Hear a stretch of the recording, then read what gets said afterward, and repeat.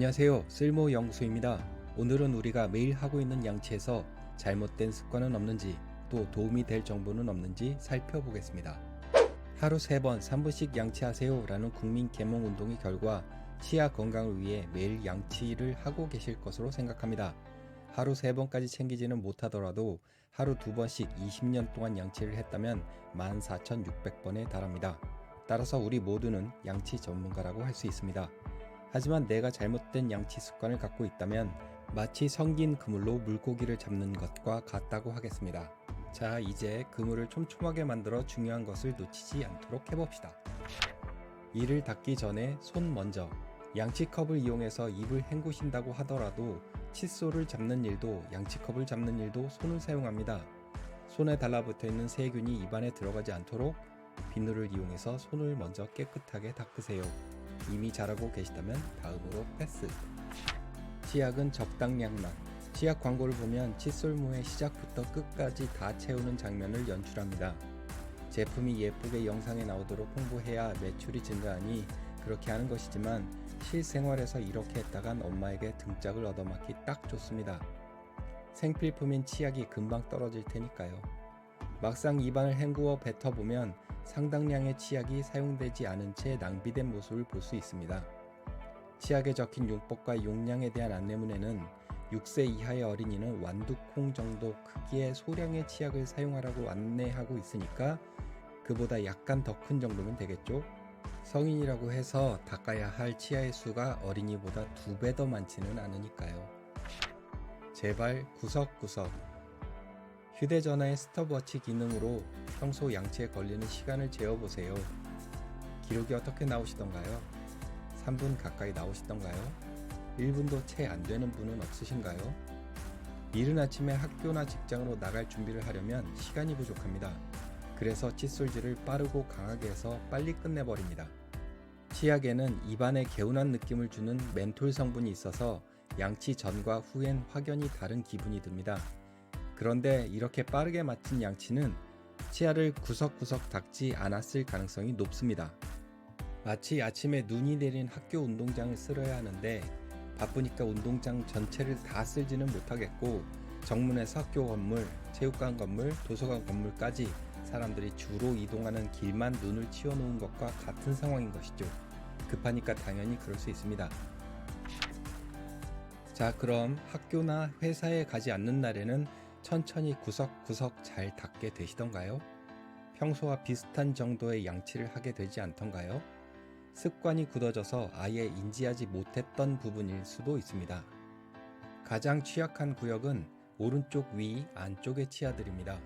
치아 우식으로 충진 치료를 받으신 분이라면 환부가 이 부분인 경우가 많으실 겁니다. 오른손으로 양치를 할 경우 오른쪽 위 안쪽을 양치할 때는 손목이 꺾여서 칫솔질이 다소 불편해집니다.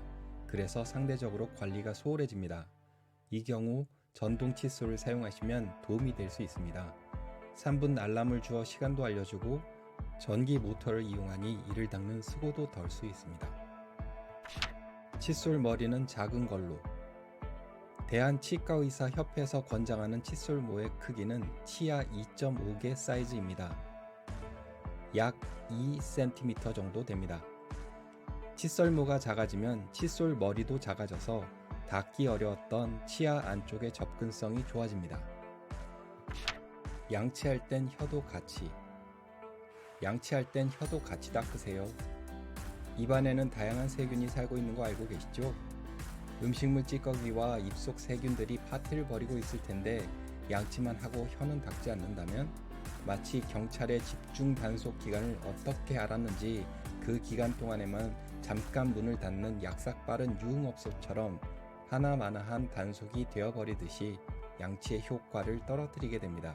혀를 닦으실 때는 칫솔 말고 혀 클리너를 이용해 보세요.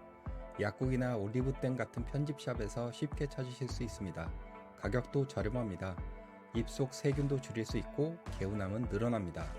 양치 후 음식의 맛을 느끼는데도 도움이 되겠죠? 치실과 치간 칫솔을 쓰세요. 치아 사이에 음식 찌꺼기가 끼면 칫솔만으로는 완벽하게 제거하기 어렵습니다. 아주 작은 이물질이 치아와 잇몸 사이에 꼭꼭 숨어 있는 경우엔 이물감을 느끼기 어렵습니다. 칫솔로 꼼꼼히 양치를 한 후에 치간 칫솔이나 치실을 사용하고 물로 입안을 헹구면 고춧가루 같은 작은 이물질이 나올 때도 있습니다. 아직 안 쓰시고 계시다면 꼭 사용해 보세요. 칫솔 교체 주기.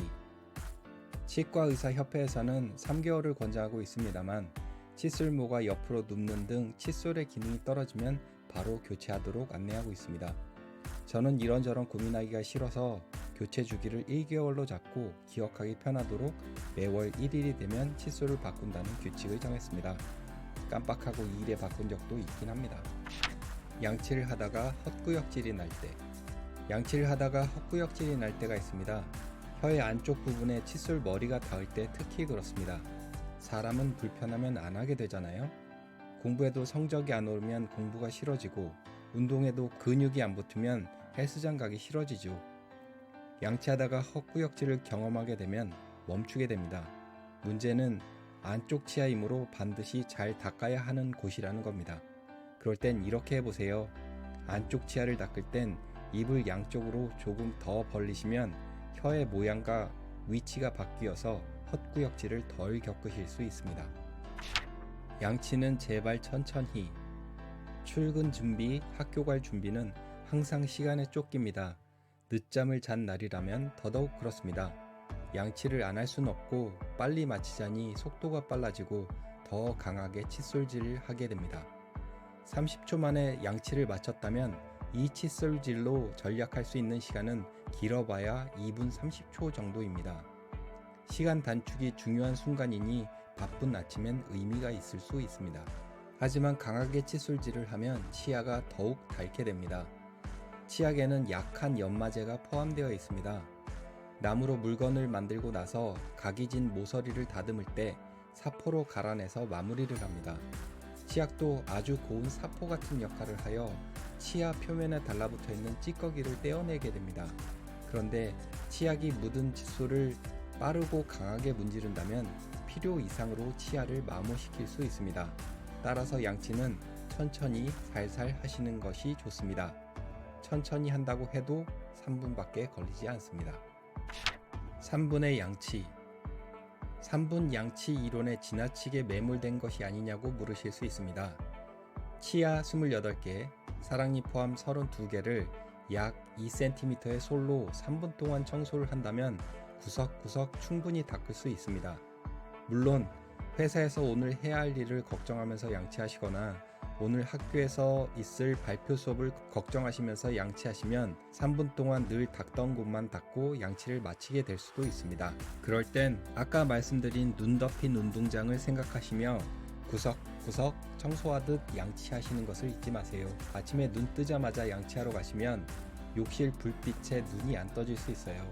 그럴 땐 벽에 기대어 눈을 감거나 변기에 앉아서 양치하시면 불편함은 줄이고 무사히 3분 동안 양치하시는 데 도움이 될 수 있습니다. 마지막으로 임플란트를 비롯하여 향후 아무리 혁신적인 치아 치료 방법이 나오더라도 가장 좋은 것은 내가 원래 가지고 있던 자연 치아를 가능한 오랫동안 사용하는 것입니다.